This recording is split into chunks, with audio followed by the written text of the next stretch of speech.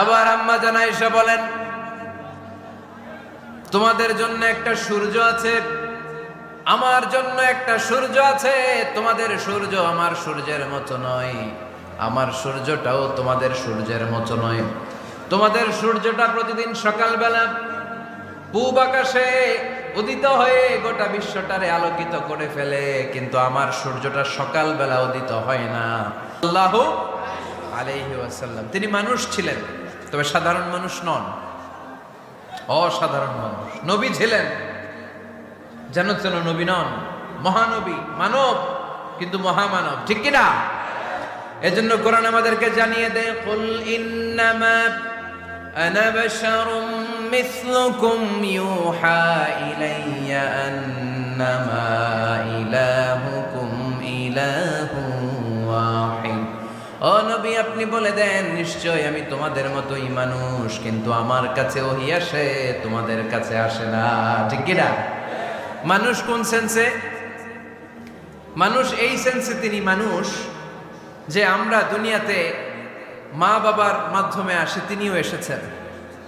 আমরা পৃথিবীতে বিয়ে করি, আল্লাহর হাবিবও করেছেন। আমরা বিয়ে করলে সন্তান হয়, আল্লাহর হাবিব সাল্লাল্লাহু আলাইহি ইসলামের 4 কন্যা 2-3 পুত্র সন্তান ছিল। আমরা আমাদের আঘাত পেলে গা ঝরে রক্ত বেরোয়, আল্লাহর হাবিব সাল্লাল্লাহু আলাইহি ইসলামের উহুদের ময়দানে দাঁত ভেঙে রক্ত ঝরেছে, ঠিক কিনা? এই সেন্সে তিনি মানুষ, কিন্তু সাধারণ মানুষ নন, তিনি অসাধারণ মানুষ, অসাধারণ, আনপ্যারালাল, ইউনিক, ফ্যান্টাস্টিক। আল্লাহর হাবিবের সাথে কারো তুলনা চলে না। আল্লাহর হাবিব সাল্লাল্লাহু আলাইহি ওয়াসাল্লাম বলেন, আল্লাহ তাআলা গোটা বিশ্বের সবাইকে তৈরি করে 2 ভাগ করলেন। কয় ভাগ? 1 ভাগ জান্নাতি, 1 ভাগ জাহান্নামী। আমাকে আল্লাহ তাআলা জান্নাতীদের মধ্যে প্রেরণ করলেন। এই জান্নাতীদেরকে আল্লাহ অনেক শহরে বিভাজন করে পৃথিবীতে পাঠালেন, আমাকে আল্লাহ তাআলা মক্কা শহরে পাঠালেন। মক্কা শহরে অনেকগুলো বংশ আছে, সেখান থেকে আল্লাহ তাআলা আমাকে কুরাইশ বংশে পাঠালেন। কুরাইশ বংশে অনেক খানদান আছে, আমাকে আল্লাহ তাআলা হাশমি খানদানে পাঠালেন। হাশমি খানদানে অনেক পরিবার আছে, আমাকে আব্দুল মুত্তালিবের পরিবারে পাঠালেন। আব্দুল মুত্তালিবের পরিবারে অনেক সদস্য আছে, এই সব সদস্য বৃন্দদের মধ্য থেকে আমাকে শ্রেষ্ঠ মানুষ করে তিনি দুনিয়ায় পাঠালেন। আনা খায়রুকুম বাইতা আনা খায়রুকুম নাফসা, আমি ঘরের দিক থেকেও সেরা, আমি মনের দিক থেকেও সেরা, আমি ব্যক্তিত্বের দিক থেকেও সেরা, আমার চাইতে সেরা পৃথিবীতে কেউ নাই। কিন্তু ওয়ালা ফখর, এই কারণে আমি কোনো গর্ব অহংকার করি না। চিল্লায় পড়েন সুবহানাল্লাহ। তার মানে কোরআন আমাদেরকে প্রথমে জানালো তিনি হলেন রাসূলুল্লাহ, আল্লাহর রাসূল, তিনি আল্লাহর নবী, আল্লাহর রাসূল। দ্বিতীয় পর্যায়ে কোরআন আমাদেরকে জানালো তিনি হলেন শেষ রাসূল, শেষ নবী। তৃতীয় পর্যায়ে কোরআন বিশ্বনবীর ব্যাপারে আমাদেরকে ইনফরমেশন দিল, তবে তিনি মানুষ ছিলেন। কি ছিলেন? আকীদা খালেস করে নেন, আল্লাহর হাবিব সাল্লাল্লাহু আলাইহি ওয়াসাল্লাম কি ছিলেন? মানুষ ছিলেন, তবে অসাধারণ মানুষ। তিনি ওহীপ্রাপ্ত হতেন, আমরা ওহীপ্রাপ্ত হই না, ঠিক কিনা? চতুর্থ পর্যায়ে কোরআন আমাদেরকে জানান দেয় যে আল্লাহ রাসূল সাল্লাল্লাহু আলাইহি ওয়াসাল্লাম জীবনে কোনোদিন মন গড়া কোনো কথা বলে না। বলছে? আমরা বলি না? এই যে যারা গুজব ছড়ায়, আন্দাজে বলছে না, কথা বলেন। আল্লাহর হাবিব সাল্লাল্লাহু আলাইহি ওয়াসাল্লাম জীবনে মন গড়া কোনো কথা বলেছে? মন মস্তিষ্ক প্রসূত কিছু বলেছে? মন যা চায় তা তিনি বলেন? বলেন না, মন গড়া বলেন না। Because he was guided by ওয়াহি, he was guided by the revelation. তিনি ওহী। আরেক নবী এসে বলছেন না, 2-3 জন হতে পারে, বলেছে? কোন নবী এসে বলেছে যে আখিরাত আছে, the day of judgement, the day of accountability, দুনিয়াতে যা করেছো এগুলোর জন্য আল্লাহর সুপ্রিম কোর্টের কাঠগড়ায় দাঁড়াতে হবে, আখিরাত বলে একটা ব্যাপার আছে। আরেক নবী এসে বলছে না, আখিরাত ফাকিরাত কিছু নাই, দুনিয়াকে মজা লেলো, দুনিয়া তোমারই হ্যাঁ, এই দুনিয়াই সব শেষ। এরকম কি কখনো হয়েছে? না। কিন্তু এই পৃথিবীর কবিরা, এক এক কবি এক এক কথা বলে, এক এক নবী এক এক কথা বলে, এরকম হয় না। কিন্তু এক এক কবি এক এক কথা বলে, এক এক দার্শনিক এক এক কথা বলে, ঠিক কিনা? এক দার্শনিক থিওরি দাঁড় করালো, মানুষ হচ্ছে পেট সর্বস্ব জীব, মানুষের পেটের সমস্যা বড় সমস্যা, এ সমস্যার সমাধান হয়ে গেলে সব সমাধান।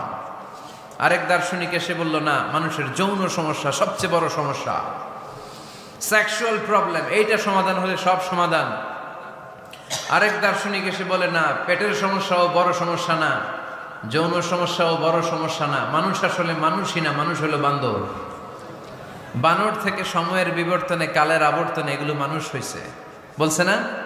তার মানে এক দার্শনিকের কথার সাথে আরেক দার্শনিকের কথার মিল আছে? আওয়াজ করে বলেন। কিন্তু পৃথিবীর একজন নবীর সাথে আরেকজন নবীর কথার কোনো অমিল খুঁজে পাওয়া যায় না। চিল্লায় বলেন ঠিক কি না? এজন্য আল্লাহ বললেন আমার নবী মন গড়া কিছু বলে না। ওয়ামা ইয়ানতিকু আনিল হাওয়া ইন হুয়া ইল্লা ওয়াহিয়ুন ইউহা। আমার হাবিব মন গড়া কোনো কথা তোমাদেরকে কখনো শোনায় না, তিনি যা তোমাদেরকে শোনায় ওহী থেকে শোনায়। সুবহানাল্লাহ পড়ে। যা আসে তাই তিনি বলেন, মন গড়া কিছু বলেন না। মক্কার ইহুদিরা আল্লাহ রাসূল সাল্লাল্লাহু আলাইহি ওয়াসাল্লামকে একবার ধরলো, জিজ্ঞেস করলো যে মুহাম্মদ, তিনটা প্রশ্ন তোমাকে করব, যদি উত্তর করতে পারো তাহলে বুঝবো তুমি সত্য নবী। আল্লাহর হাবিব সাল্লাল্লাহু আলাইহি ওয়াসাল্লাম বললেন, তাহলে বলো কি জানতে চাও? তারা জিজ্ঞেস করলো মা হুয়ার রূহ, বলো তো রুহু কারে বলে? রুহু চিনেন আপনারা? রুহু থাকলে আমরা নড়ি চড়ি, অ্যানিমেটেড, প্রাণবন্ত। রুহু যখন উড়াল দেয় লাশ হয়ে পড়ে থাকে, ঠিক কিনা? সব চলে যায়। আমাদের দুই কাঁধের দুই ফেরেশতা থাকে, এরাও উড়াল মারে, ঠিক কিনা? দুই কাঁধে ছিল যে তোমারে দুইজনা পাহারা, তোমারে একলা থুইয়া পালাইছে তাহারা। তোমার আট কুঠুরি নয় দরজা বন্ধ যে ওই হলো রে হলো মুখে আল্লাহ রসুল সবে বলো। দুয়ারে আইসাছে পালকি নাই হরি গাও তোলো রে তোলো মুখে আল্লাহ রসুল সবে বলো, ঠিক কিনা? মা হুয়ার রূহ, মুহাম্মদ আমাদেরকে বলে শোনাও রুহু কারে বলে, কেমন করে আসে, কেমন করে যায়, এ ব্যাপারে কি জানো বলো। দুই নাম্বার প্রশ্ন মানহুম আসহাবুল কাহাফ, আসহাবে কাহাফ সম্পর্কে কি জানো? তিন নাম্বার প্রশ্ন মান হুয়া যুলকারনাইন বাদশা সম্পর্কে কি জানো? আল্লাহর হাবিব সাল্লাল্লাহু আলাইহি ওয়াসাল্লাম বললেন গাদান উজিবুকুম, আগামীকাল বলে দেব। কি বললেন? সবাই বলেন উত্তরে কি বললেন? আগামীকাল বলে দেব। তো আগামীকাল সবাই এসে হাজির। বলো তিনটা প্রশ্ন রেখেছিলাম গতকাল, উত্তর বলো। আল্লাহর হাবিব সাল্লাল্লাহু আলাইহি ওয়াসাল্লাম বলতে পারলেন না, কারণ ওহী আসেনি। তিনি ছিলেন ওহী নির্ভর, ডিপেন্ডেন্ট অন ওয়াহি, dependent on revelation, guided by the ওয়াহি। তিনি এর পরের দিনে বললেন গাদান উজিবুকুম, আগামীকাল বলবো। এর পরের দিনে এরা এসে হাজির, উত্তর নাই। আল্লাহর হাবিব সাল্লাল্লাহু আলাইহি ওয়াসাল্লাম আবারও বললেন গাদান উজিবুকুম, আগামীকাল বলবো। এর পরের দিনে এরা এসে হাজির। এরকম একদিন, দুই দিন, তিন দিন নয়, টানা 15 দিন আল্লাহর হাবিব সাল্লাল্লাহু আলাইহি ওয়াসাল্লামের প্রশ্নগুলোর উত্তর করতে পারেন নাই।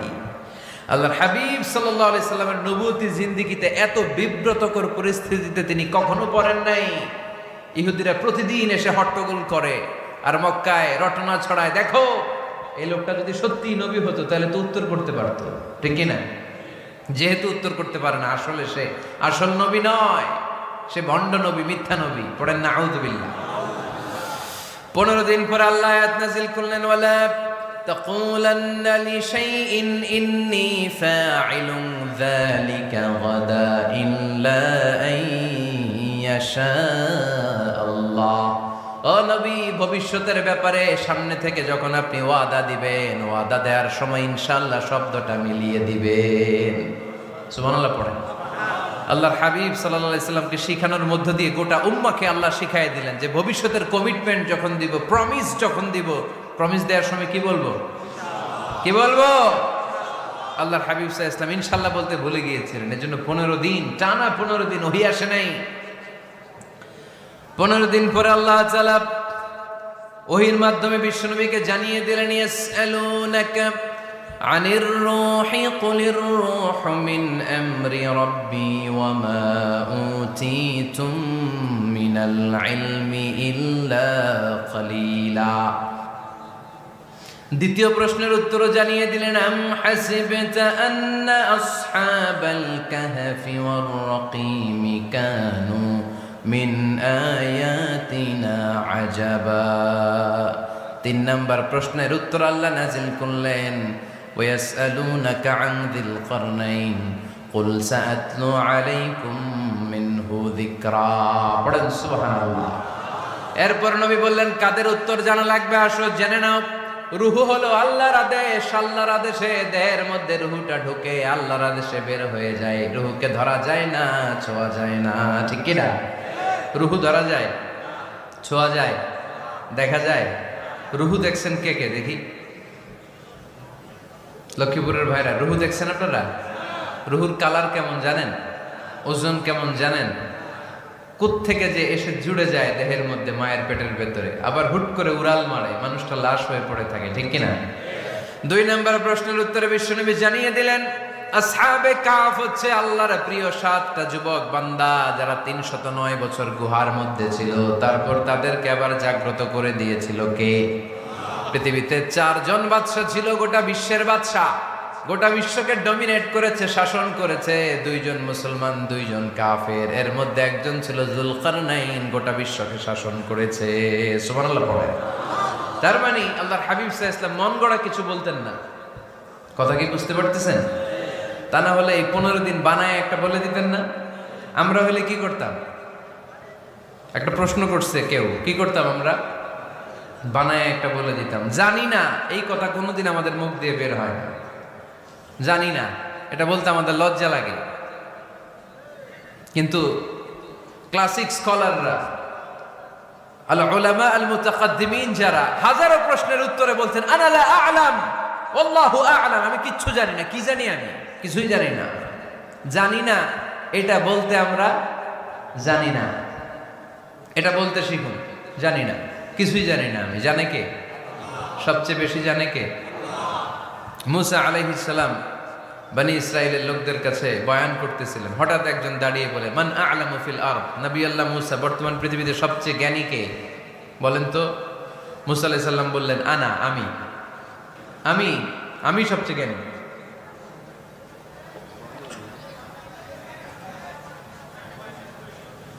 কিন্তু আল্লাহ তাআলার কাছে প্রশ্নের উত্তরটা পছন্দনীয় হয়নি। মুসা আলাইহিস সালামের উত্তরটা ভুল ছিল না, ঠিকই ছিল। কারণ যেই জামানায় আল্লাহ তাআলা যাকে নবী বানিয়ে পাঠান তাকে সবচেয়ে বেশি জ্ঞান দিয়েই পাঠান, ঠিক কি না? ওহির জ্ঞানের চাইতে ভারী দামি কোনো জ্ঞান হতে পারে? কিন্তু আল্লাহ তাআলা চেয়েছিলেন মুসা আলাইহিস সালাম যেন বলে আল্লাহু আ'লাম, আল্লাহ সবচেয়ে জ্ঞানী। আল্লাহ বললেন, মুসা তুমি ঠিক বলনি, তুমি সবচেয়ে বড় জ্ঞানী না, তোমার চেয়েও বড় জ্ঞানী এই তল্লাটে আছে। ইযহাব ইলা মাজমাইল বাহরাইন, 2 সাগরের মিলনস্থলে যাও, ওখানে আমার একজন বান্দা আছে, ইসমুহু খাদির, এর নাম হচ্ছে খাদির। কি নাম? আমরা যারে বাংলায় কি বলি? খিজির, আসলে খাদির। তার কাছে যাও, তোমার চাইতেও জ্ঞানী। অনেক লম্বা চূড়া ঘটনা। তাহলে জান্নেওয়ালার উপরও জান্নেওয়ালা আছে, জ্ঞানের উপরও জ্ঞানী আছে। সবচাইতে বড় জ্ঞানী, মহাজ্ঞানী একজন, চিল্লায় বলেন তিনি কে? তাহলে 4 নাম্বার, চতুর্থ পর্যায়ে কোরআন আমাদেরকে যেটা জানালো যে আল্লাহর হাবিব সাল্লাল্লাহু আলাইহি ওয়াসাল্লাম মন গড়া কথা কোনোদিন কখনো বলেন নাই। 5 নম্বরে কোরআন আমাদেরকে জানায় আল্লাহর হাবিব সাল্লাল্লাহু আলাইহি ওয়াসাল্লাম ছিলেন দয়ার মূর্ত প্রতীক, মায়ার নবী, দয়ার নবী। দয়ার শেষ নাই এই নবীর। সব নবীকে আল্লাহ তাআলা একটা স্পেশাল দোয়া করার সুযোগ দিয়েছিলেন, এটাকে বলে দাওয়া মুস্তাজাবা। সব নবীকে আল্লাহ বললেন, নবীরা তোমাদের প্রত্যেককে একটা করে দোয়া করার সুযোগ দিব, করো। করা মাত্রই কবুল। সব নবীরা এই সুযোগ পেয়ে দোয়া করা শুরু করে দিল, আর আল্লাহ কবুল করে নিলেন। একজন নবী ওই দোয়াটা করেন নাই। ওই নবীর নাম সবাই বলেন। আল্লাহর হাবিব বললেন, ইন্না লিকুল্লি নাবিয়্যিন দাওয়া মুস্তাজাবা। সব নবীকে আল্লাহ তাআলা একটা করে দোয়া করার সুযোগ দিলেন। দাও বিহা, ওই দোয়াটা সব নবীরা দুনিয়ার বুকেই করে ফেলেছে। ওয়া ইন্নী আখতাবিউ দাওয়াতি শাফাআতান লি উম্মতি ইয়াউমাল কিয়ামা। আমার দোয়াটা আমি করি নাই, সব নবীরা ওই দোয়াটা করে ফেললেও আমার দোয়াটা আমি করি নাই। আমার দোয়াটা আমি রেখে দিয়েছি কিয়ামতের দিন আমার গুনাহগার উম্মতেরা যখন বিপদে পড়ে যাবে তাদের সুপারিশের জন্য ওই দোয়াটা আমি ওই দিন করব, ওই দিন করব। রেখে দিয়েছেন দোয়াটা। বিশ্বনবী কি ওনার জীবদ্দশায় এ দুনিয়ার জীবনে বিপদ, পরীক্ষা, কষ্টের সম্মুখীন হয় নাই? দোয়া করলেই তো আল্লাহ কবুল করে নিতেন। না খেয়ে পেটে পাথর বেঁধেছেন। আমরা পাথর বাঁধছি কয়বার? কথা বলেন। নানার সামনে নাতিগুলো চিৎকার দিত। সাইয়েদনা হাসান হুসাইন রাদিয়াল্লাহু তাআলা আনহুমা চিৎকার করত, ক্ষুধার চোটে বেহুশ। এই দৃশ্য কি নানার সহ্য হয়? আল্লাহর হাবিব যখন তখন যদি আল্লাহর কাছে দোয়া করতেন, আল্লাহ আপনি জান্নাত থেকে খাবারের ব্যবস্থা করে দেন, সাইয়েদনা জিবরাইল আলাইহিস সালামকে দিয়ে জান্নাত থেকে খাবারের বস্তা পাঠিয়ে দিত কে? উহুদের ময়দানে দান শহীদ হলো, দোয়া করলে দোয়াটা কবুল করতো কে? তায়েফের ছেলেরা পাথর মেরে মেরে বিষ্ণুনবীর দেহটাকে ঝাঁঝরা করে দিয়েছে, তখনও যদি বিষ্ণু ঈসা ইসলাম দোয়া করতেন, দোয়াটা কবুল করতো কে? দোয়াটাকে বিষ্ণুনবী করছিলেন? কথা বলেন। রেখে দিয়েছেন কার জন্য? আমার জন্য রেখে দিয়েছেন।